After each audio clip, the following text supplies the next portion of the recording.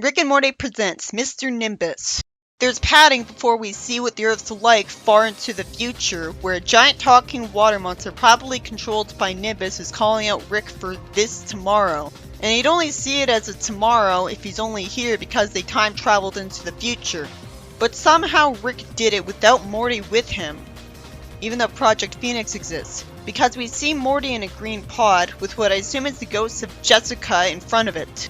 Rick says they're gonna explode, whatever it is, and something radioactive explodes, and eventually, it goes back in time, having not explained anything confusing. It cuts back to 1973, where I see Rick on a beach chair near the ocean wondering how he's still alive, for some reason. Someone blatantly annoying insults him a lot and then offers him coffee, so that's confusing. Rick reveals that he's crashing at his house, and I wonder why he loves having him there when he's rude in a way that might make him fed up. We see his spaceship had crashed into his roof.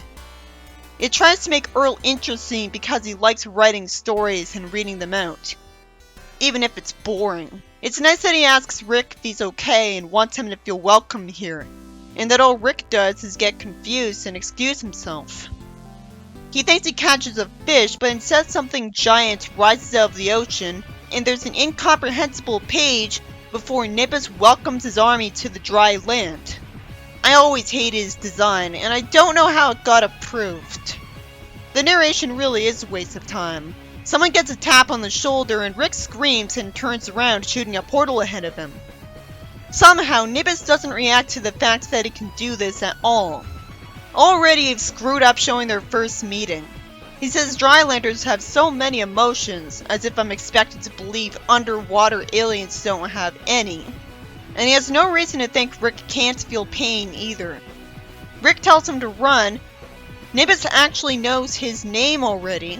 And after Nimbus says he never runs from a fight, it cuts ahead to them both being alive and on good terms. So that's really confusing, because I thought the thing threatening Rick was doing so on his behalf.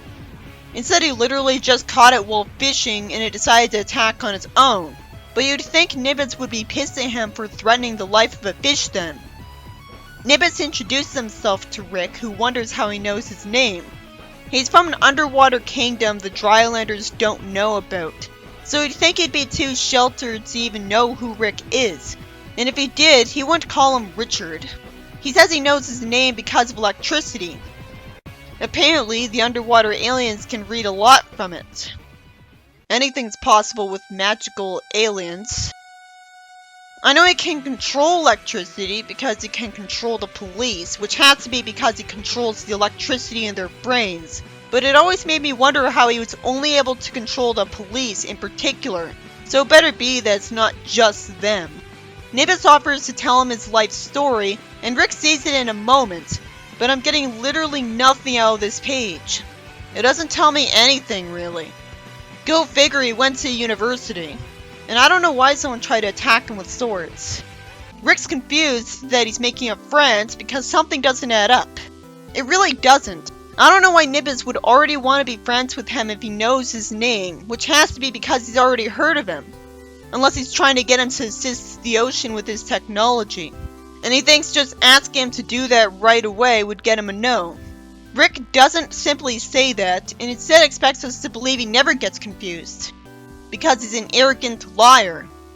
Rick goes up to an alien leaving landmines on the ground and wonders if he's seen Nimbus, who talks annoyingly in an unrealistic way as usual. Rick makes it clear he's not happy with the world, and Nimbus says everything that's wet is his, only to somehow call Earth wet when the dry land clearly isn't, unless it just rained on it. He wants to make the world wet so it could be his to enslave and turn to sand, wasting all the valuable resources he could make money off of like a moron.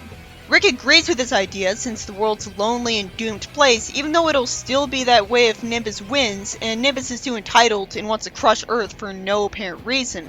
Meaning he has no reason to trust them to actually make things better. Having no reason for his behavior makes the comic's idea of an origin story a complete wasted opportunity. I just have to assume he hates Earthlings because he's bigoted against them. And of course the ruler thinks he's got a right to conquer. Well, they could have assumed that without reading the story if I actually cared enough to think about him again. But I don't want to. Rick isn't a hero because he's lazy, but being lazy would also mean he wouldn't feel like helping someone conquer the world either. He's only willing to help someone to humor them if he really likes them. And I have to assume he's doing this because of that again, wanting to humor a friend of his. But I was never shown why to start considering Nimbus to be his friend in the first place. The whole point of having the story is to show us why they became friends. But it's literally just that Nimbus sucks up to him from the start, and he's got so much appreciation for someone being nice to him that he's willing to do him a huge favor. That was easy. I figured the point of the story was going to be to show it's a sympathetic side to Nimbus, like redeeming qualities, so it'd be believable that someone would want to be friends with him. If Rick's the type to like someone just because they're nice to him from the start, why did he ever try to destroy his world once? He calls Rick brilliant and asks him to turn the world to all mud for him. Rick rambles about something unrelated to this before agreeing. I like that he can admit he's bad at talking, but how'd Nimbus be so stupid as to call him a fool to his face and think being bad with talking means that every time? Rick puts on a helmet and presses a button and sends energy at Nimbus, who sends energy at him from his forehead, manifesting in a creature-shaped beam of energy that defeats Rick's, and he takes off the helmet. I don't get it. Why have this page? Nimbus wants to show him the ocean. Rick immediately loves seeing his underwater kingdom, which is literally just a bunch of aliens with the giant statues of Nimbus's parents near them. Why does Rick take the risk of insulting his father's appearance? I guess because he already knows Nimbus hates his dad enough to not even react to it. It turns out he gave Rick gills with bacteria because he's a magic alien after all. Rick makes me wonder why he sends any people into the ocean, because he's got a portal gun to dispose of them in a different universe entirely, where he'd never be tracked down to him. Nimbus says his favorite class of people is the merman people, but they just have to be evil like in the olden fairy tales, but at least it's creative that they make caviar. He says he doesn't control the darkest part of the ocean. Rick reveals that he's gone to the future, which makes sense because he can go to other dimensions, and so they'd be in the future, and so some of them would be in the future and give him the ability to make future pop culture references. If you don't think of that, it makes no sense, because Rick said he hates time travel in the show. He chose Rick his favorite place, the library, which is full of messages in a bottle. Rick says he can't imagine being so lonely that he'd appreciate a love story, admits that he has wanted to date someone before, but knows nobody could understand him because he's a genius surrounded by idiots, and no one can understand that. Nimbus relates to that. So am I supposed to believe he's a genius too? Later, Rick doesn't think him finding love with an equal makes sense because he can't have any equals. He's smart enough to know that the only constant is everyone's either his enemy or will be, and is relatively confused and annoyed because he really has a friendship when he doesn't trust it to last. Earl takes forever to get to the point by doing boring rambling. It's so nice of Earl to be glad he had a smooch with his new friends, because I'd never expect that. He tells Rick to build trust, and he agrees. Out of nowhere, we see Nimbus being a drama teacher to some kid aliens putting on a play, and tells one of them she could be an actor if she got over her stutter. He admits that when he was a kid, he used to be insecure too. Rick jumps out of a portal and scares her, and Nimbus tells her to run and says he'll hold off Rick, who says it's nothing personal and reveals he's going to fight a different version of the Nimbus he knew. And I thought it was a story revealing that Nimbus has a soft side and a hobby. Too bad, because he could have easily had this as a hobby. Rick says he's doing this because he needs to know if he can trust him, and he portals home holding his hand and writes down his name, occupation, and how easy it was to defeat him. But how is this supposed to teach him that the Nimbus he knows isn't gonna turn on him? He's nothing like the one he's used to. It'd be easy to kill anyone by shooting him, so why does he think he needs to find out how easy it is to defeat Nimbus without using anything to shoot him with? He'd already know. That's not even an accurate picture of how it'd be like to defeat him. It's not like he went to another dimension where he'd get to see an identical Nimbus working with him in the future, where he could see if the future him is happy or not and how far ahead the future is. It sure is inconvenient that right after he exits his portal in front of his garage, the real Nimbus goes up to him and wants him to help him splash water over his city and take it over.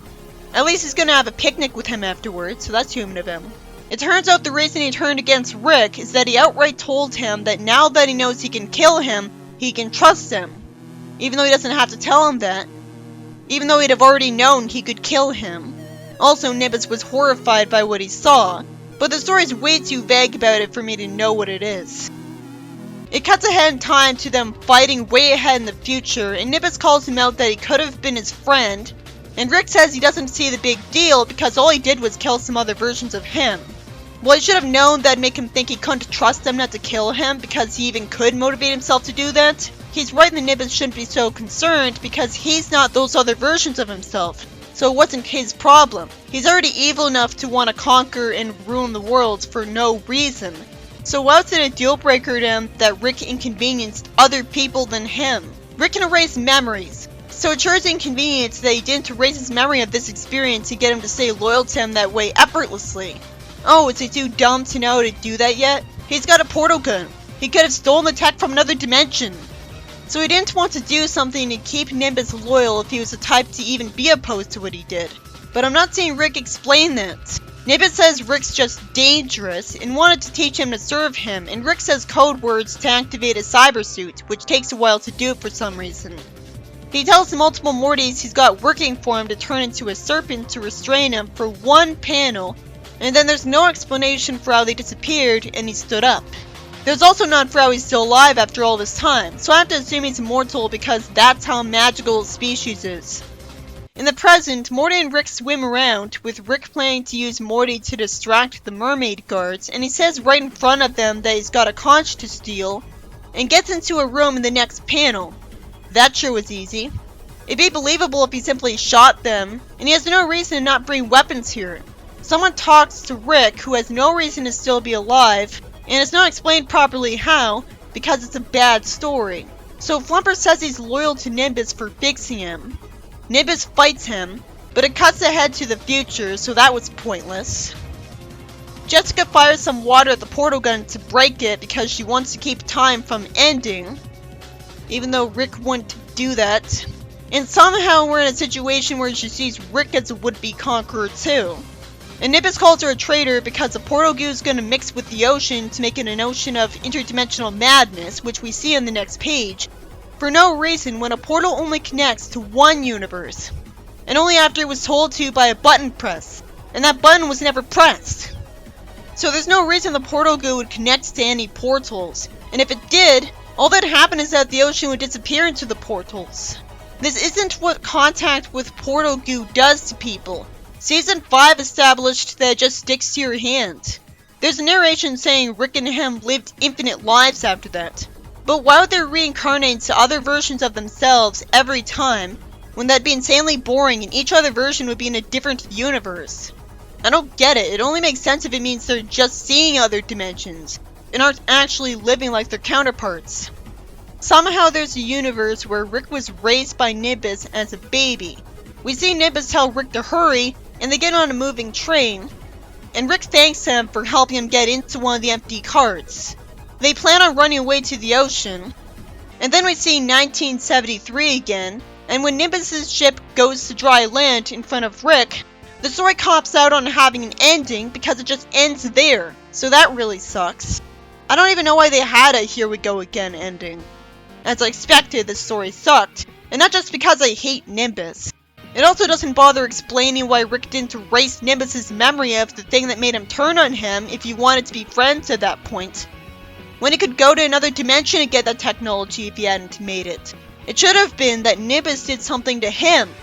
And a lot of the issue's panels are stolen by padding because it's an unfocused plot, constantly shifting between time periods to pointlessly show him fighting with Rick, when the only real plot is in showing us how they met. And it doesn't bother explaining why Nimbus already knows about Rick, enough to be nice to him right away to try to get him to work for him, when it really comes out of nowhere to me that he can read electricity to know a person. So it's not like how you'd expect from the very first panel he talked to him in. And he's lucky Rick considers him an equal when he's not a mad scientist.